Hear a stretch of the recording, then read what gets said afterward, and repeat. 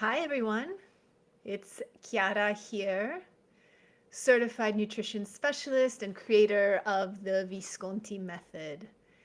And I am so glad that you are here because today we are talking about one of the most important topics when it comes to reducing your risk of cancer. Now, I am trying a new software. So I'm not sure how this is working. I'm not sure if I have people that are able to join me from Instagram. The idea is that, yes, I do.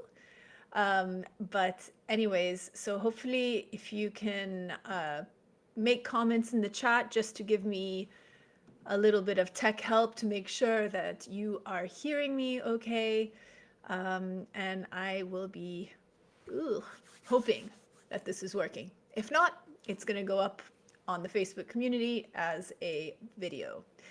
So, for those of you, again, who maybe don't know me or who are new here, my name is Chiara Visconti di Modrone. I'm an integrative nutritionist, and I specialize in helping women navigate their health journey when they have a strong family history of cancer. And so my work really centers around metabolic health because, believe it or not, it is one of the lowest hanging fruits in terms of how we can influence our cancer risk. And why am I so passionate about this? Because I keep talking about this in my Facebook Lives and in my posts. And it's because I've worked with countless women who have a family history of cancer and are living with this nagging fear of their own risk. And they're overwhelmed by all the health advice out there. They're unsure of where to start. And oftentimes this leads to what I call analysis paralysis. And I get it because I've been there too. And I lost my brother to cancer, and I lost both my parents soon after to heart disease. And so for years, I lived in this fear, which really led me to follow advice that ultimately backfired. I gained weight, I had immense fatigue, I was breaking out in acne.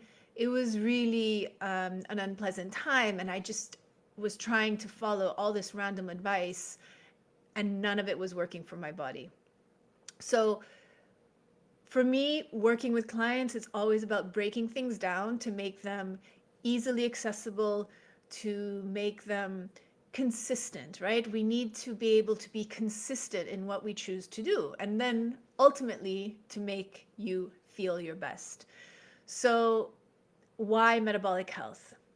Because, as I said, it is the lowest hanging fruit here in terms of how we can really create a body, an environment within our body to thrive.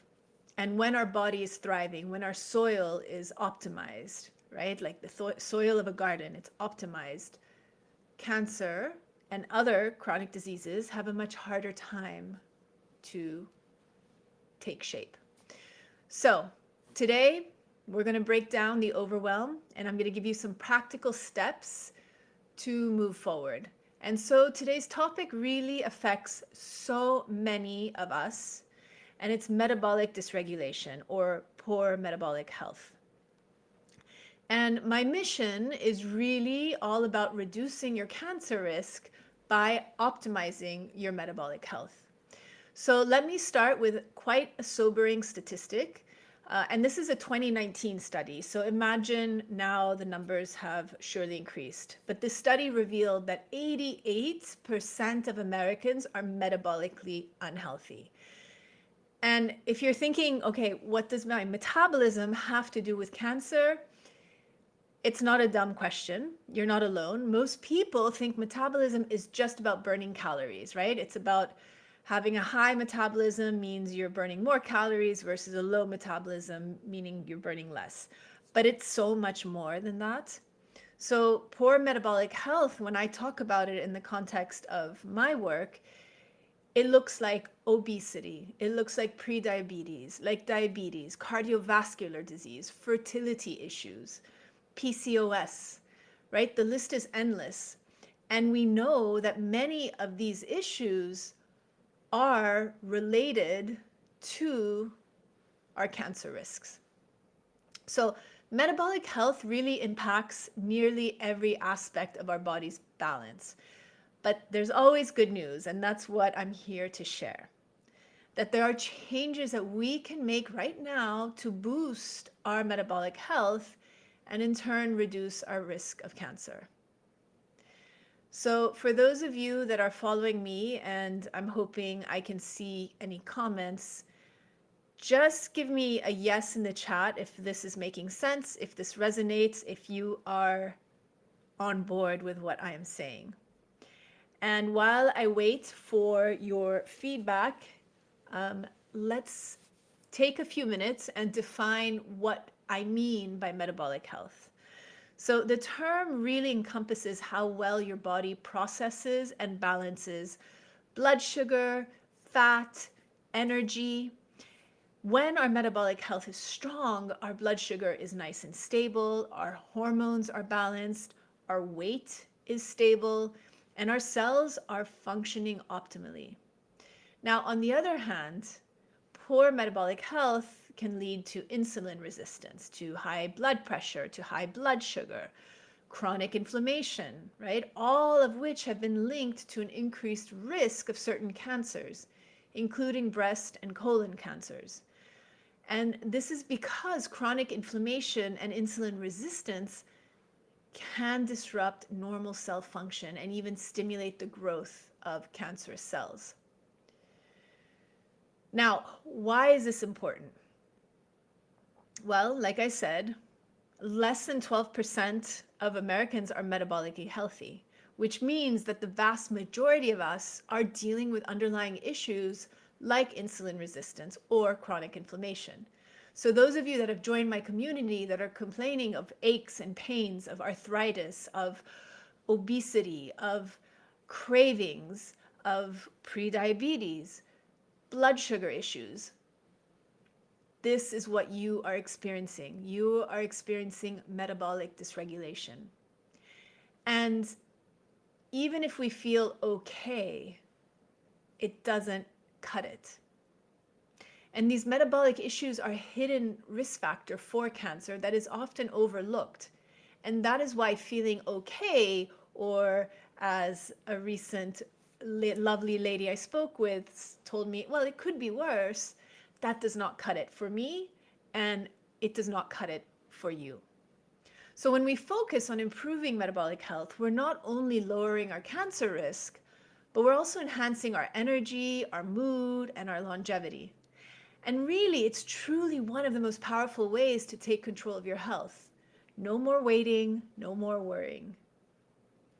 And so in my program, the Visconti method, we work specifically on metabolic health strategies. I empower you to live fearlessly, to live fully, because you are taking active steps in controlling your health. And so if this sounds like something you need, stay with me because I will tell you how you can join the program. But let me weave in another important concept that I discuss with my clients and in my program before I go further into how to improve your metabolic health. And this is around the topic of epigenetics. So epigenetics is the science of how your lifestyle and your environment influences the way your genes are expressed. So think of your genes like a piano. So your DNA provides the keys, but the epigenetics is the pianist that is deciding which notes to play and which to leave silent. This means that even if you inherit certain genetic variants linked to cancer, they are not automatically active. They can be switched on or switched off, or turned up and turned down like a dimmer switch. And they are affected by factors like diet, like exercise, like stress management, sleep, environmental exposures, our interaction with nature, with the sun. There's so many things that impact our genetic tendencies. And so by making targeted lifestyle changes, you can actively influence how your genes behave, turning off the harmful ones and turning up or on the protective ones, which is really quite cool. So I have been where many of you are right now. I've lost my family members to cancer, and I've carried the same genetic risks. And at one point, I absolutely felt powerless, like my genes had sort of sealed my fate. But when I discovered the science of epigenetics, everything has changed, and it really empowered me. And so what I learned and what I now teach in my program is that we are not powerless. We have the ability to influence how our genes behave, not just for ourselves, but for future generations. And so my mission is to help you understand this empowering science and really show you how to apply it in your life with very clear and very simple actionable steps. And so to make epigenetics actionable, it helps to know where you're starting from. And so that's why I actually incorporate genetic testing in my program. And this field of epigenetics and genetic testing is exploding now. There's so much access to this information. There's so many genetic test kits out there.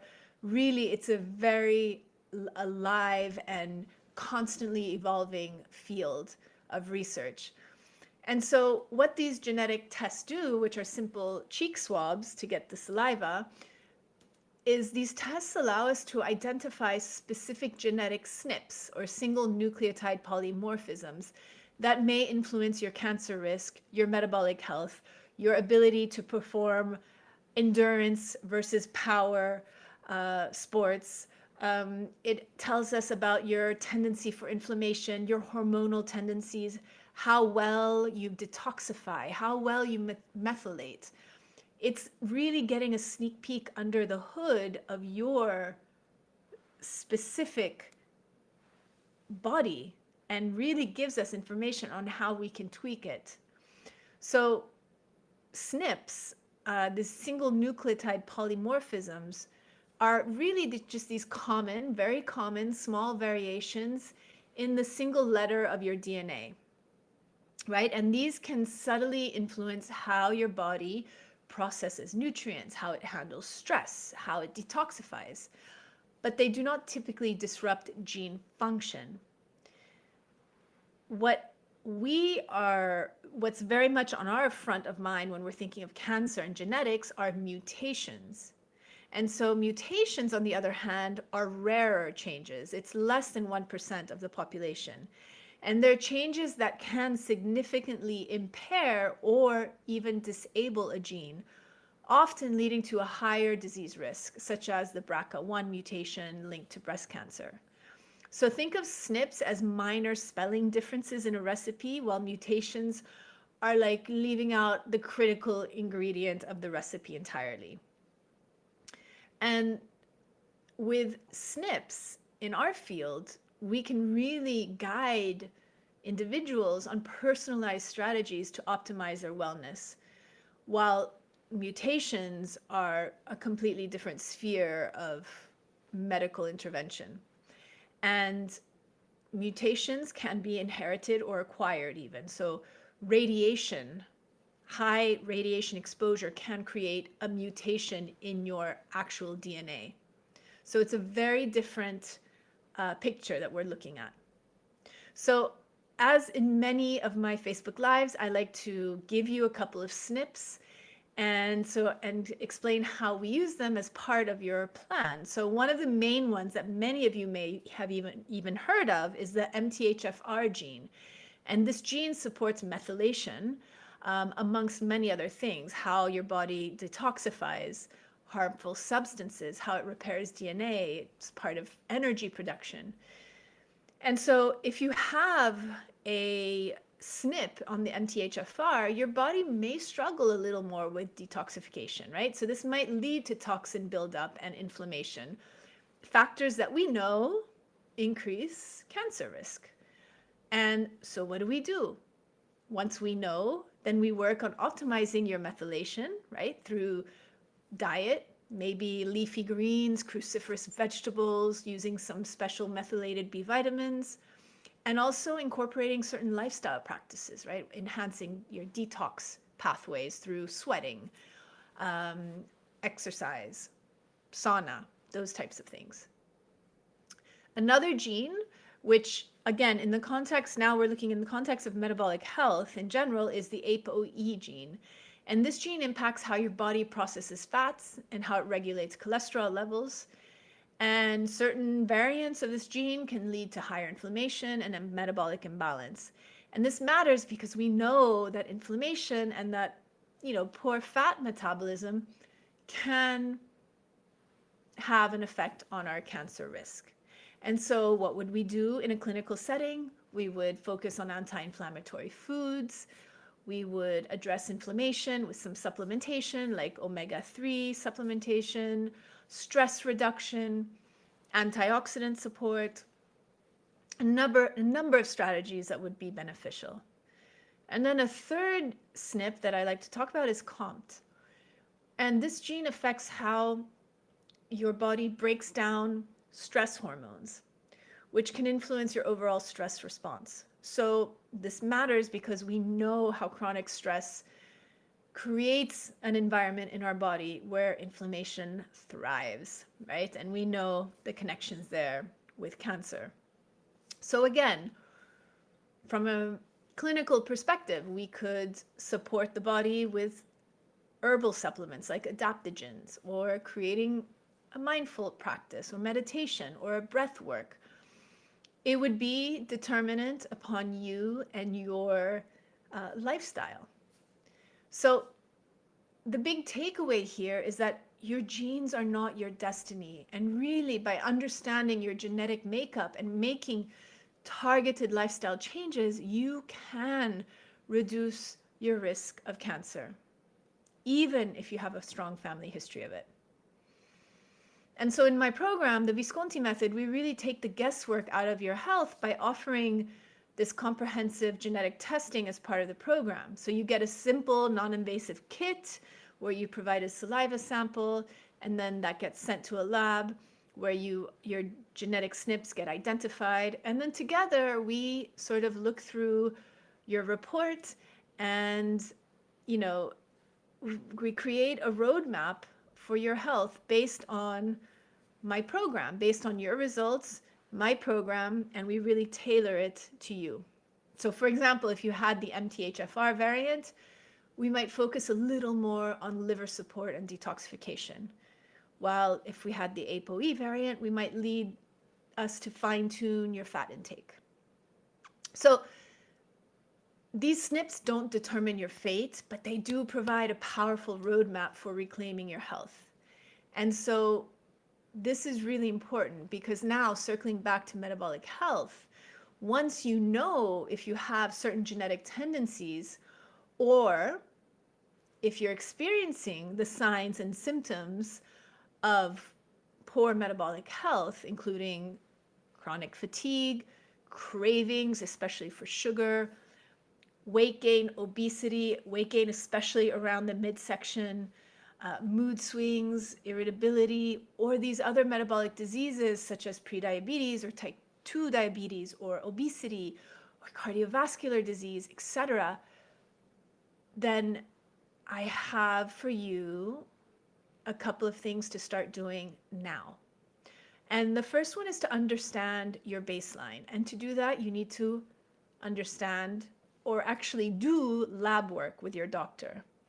So the lab work to look at, and it's essential really to advocate for yourself when you go to your doctor, because if you suspect that you have metabolic imbalances, these need to be addressed. So advocate for yourself. Go prepared to your doctor, to your primary care, and ask for some lab work such as an A1C test, your hemoglobin A1C, or request a fasting insulin and glucose levels, or a complete metabolic panel. And inflammatory markers, maybe a high sensitivity CRP test. These are important lab markers to have to understand your baseline. So then from there, you can see what habits you're implementing and if they are working and helping you trend in the right direction. Vitamin D levels. It's so important to know where your vitamin D levels are and to address them, because we know the connection of low vitamin D with cancer. So arming yourself with these tests will really help you know exactly where you stand. And then once you have your lab work, once you have a baseline, now it's time to get actionable, really, to really start putting your foot to the tarmac. I know there's a better term for it, pedal to the metal, whatever, but it's time to take action. And so the action steps that you'll want to take to start reducing your cancer risk are obviously diet, right? Focusing on whole foods, prioritizing them in their natural state, buying organic when possible, always selecting the best quality possible. And once you have your genetic testing, we can get even more nuanced on what is best for you. Another one is exercise, moving daily, not just going to the gym for the 1 hour workout, but actually getting outdoors and moving throughout the day, going for a walk, getting on your bike, even if you have an indoor bike, jumping on it 3 times a day. Whatever it is, make sure you're constantly moving, standing up. Right now I have a standing desk. I'm standing up as I talk. Anything to keep you constantly moving. Another one is managing stress, right? There's no big secrets here, right? Managing stress is a huge a component to your metabolic health. And so that could look like breath work, mindfulness, meditations, simply going outside for a walk, whatever works for you. And another one is sleep, right? Making sure you're getting the optimal sleep, making sure you have a beautiful sleep hygiene routine in place that you follow as much as possible, making sure you're getting enough sleep, and understanding if you're not sleeping, trying to understand why. Are you having trouble falling asleep, staying asleep? Are you waking up several times to use the bathroom? Like really trying to be your own detective and understand what it is that's causing the problem, and then looking for the solution. And then another one that I love to add is, thermogenesis, like really using temperature as a mild stressor. So whether it's sauna or whether cold therapy, depending, again, this is very dependent on the person, but using these modalities to also improve metabolic health. So in my program, we go through each of these in depth, and everything is customized to your needs. And so whether it's joining my upcoming masterclass, which is tomorrow, so if you want to join, let me know and I'll send you the link. Or there's also the option to book a 15-minute consultation with me. It's not a sales pitch. It's not anything other than you jumping on a call with me to just simply tell me what your issues are. What are you struggling with right now? What is one thing that I can help you with right now, especially as we're going into the holidays? It's a stressful time. So take this as a gift from me to you on how I can help you get through your one most pressing issue. So that is the end of our Facebook Live. I cannot see comments here, so I am not sure if this is recording or not, but no matter what, know that this recording will be available in the Facebook community, and I'll have some relevant links down below. So if you'd like to join my masterclass, you'll find the link there. If you'd like to join me in a 15-minute consultation call, I'll put that link there as well. So thank you so much for joining me today. I hope this was helpful. If you have any questions or any comments, please share them in the comments below, and just even tell me a quick hello. Know that you are not alone. I am here to support you every step of the way. So I hope this was helpful, and I will see you in the Facebook community. So bye for now.